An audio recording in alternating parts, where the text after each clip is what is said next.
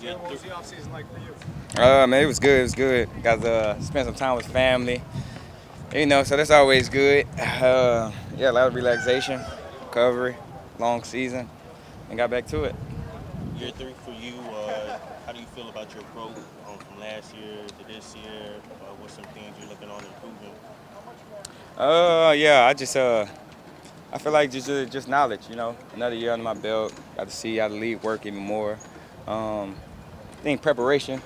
You know, um, Seeing defense and knowing what defense is gonna do, how they plan on playing us, then adjusting the game. So, um, feel like it's a lot I can grow from in my first 2 seasons. So, still growing, trying to stack days together.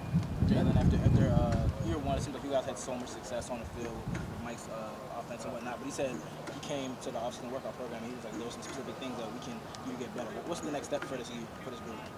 I mean, it's I feel like we had like kind of gotten to the groove like mid-season and then fell off from it later on. So really just finding our groove again and staying consistent um, throughout the whole year, each and every week. So just getting that groove and staying consistent with it. What do you say about Tua, his offseason? Yeah, man, Tua's been great. Y'all gonna see it and y'all keep coming out, seeing how he throw the ball, and he's being him. Jay, how excited were you to get Excited, man. It's always good to play against our defense. They learning new stuff with Fangio, and it's a great challenge each and every day. Kind of back to Daniel's question, McDaniel this morning said that he says that the jump from last year this time to this year is substantial. I'm curious how you feel that impact your game in the second year of the system.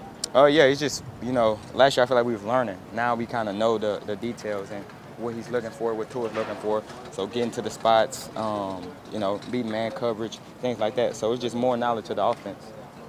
From the early install, what stands out to you about a Vic Fangio defense? We got some good stuff, and we got some good players on the defense. Just we got to continue to just grind every day, learn it, pick it up as fast as we can. So that way, come mini camp, come training camp, we're just flying around playing fast, not really thinking.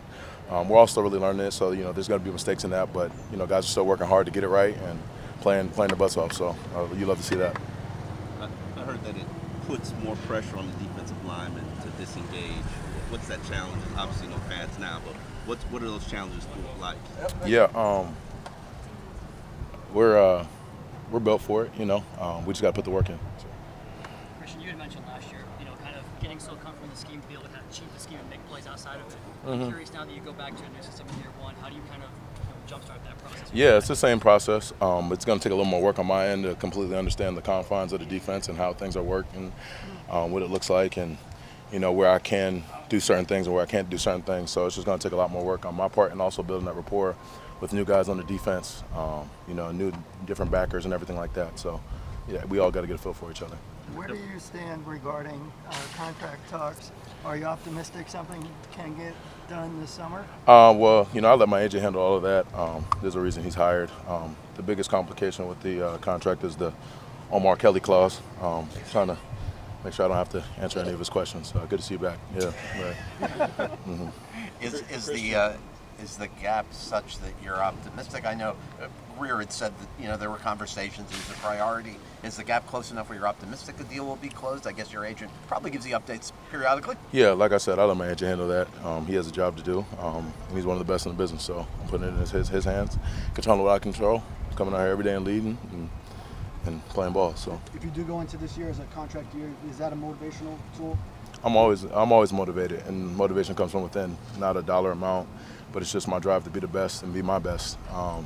No dollar, changes my mindset. Whether something gets done or not, my approach is always the same. Christian, what do you think when you see some of the deals like Payne and Lawrence? Yeah, I was excited about Lawrence. That's my fat little brother, so I was excited about him.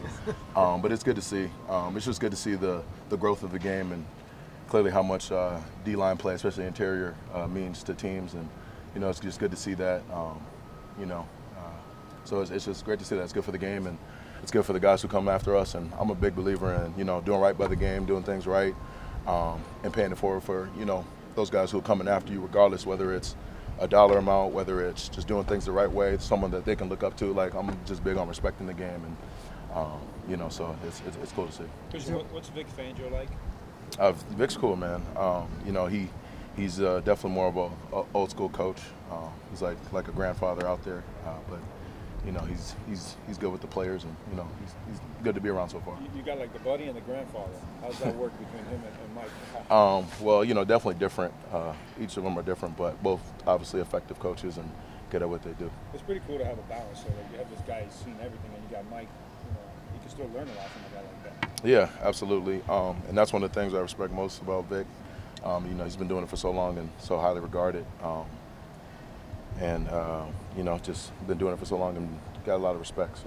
Is there a particular aspect to your game, whether it's a pass rush, anything else that you are looking to improve on this offseason? Just everything. I'm never a finished product. I didn't make every play I was supposed to make last year.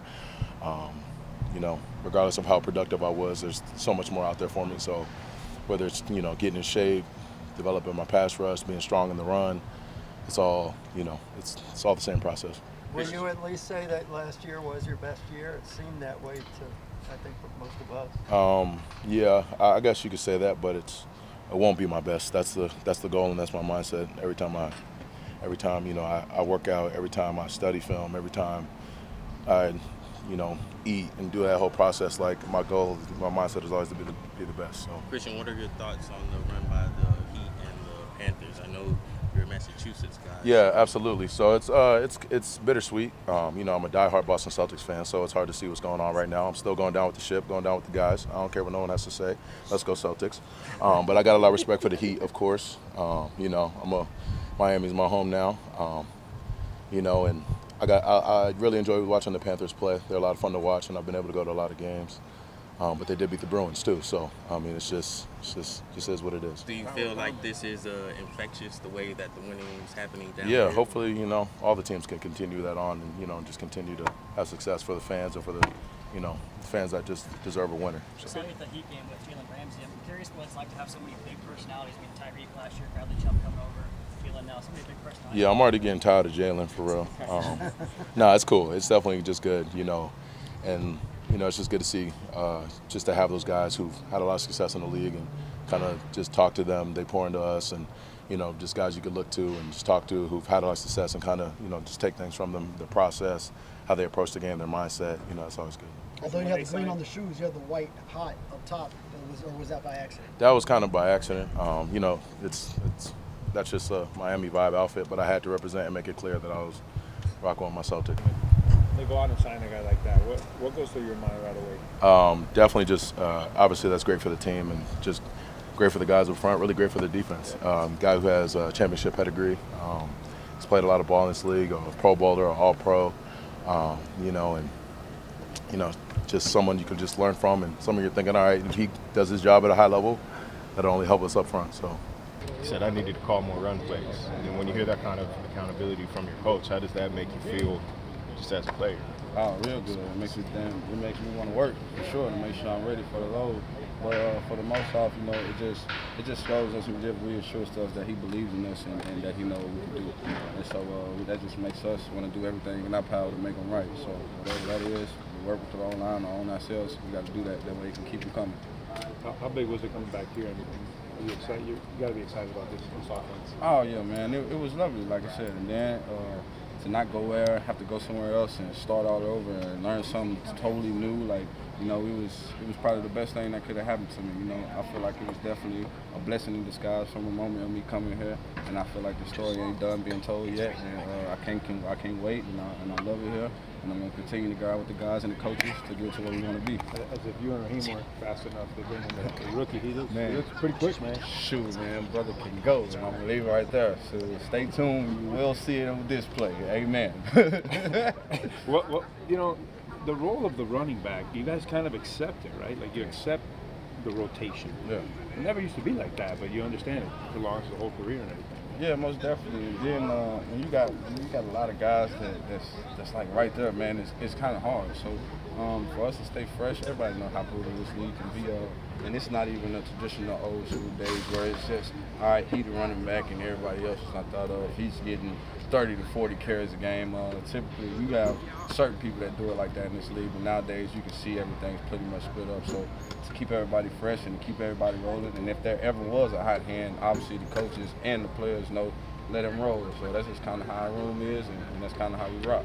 When you have a young kid come in like that, is it easy for him to adjust, or do you guys have to help him out a little bit? Nah, it's easy because, like I said, the way our room is set up, you have to come with it. You know what I mean? And it's not like a room where you can shoot a code or play around or loaf around on, or you gonna be here because everybody from the top all the way to the bottom, everybody wants to be the best in this room, and everybody that played in this league, and everybody have plays that they've made that can be highlights on anybody's career. So when you have a room like that, it kind of makes it easier for the younger guys to come in and be locked in.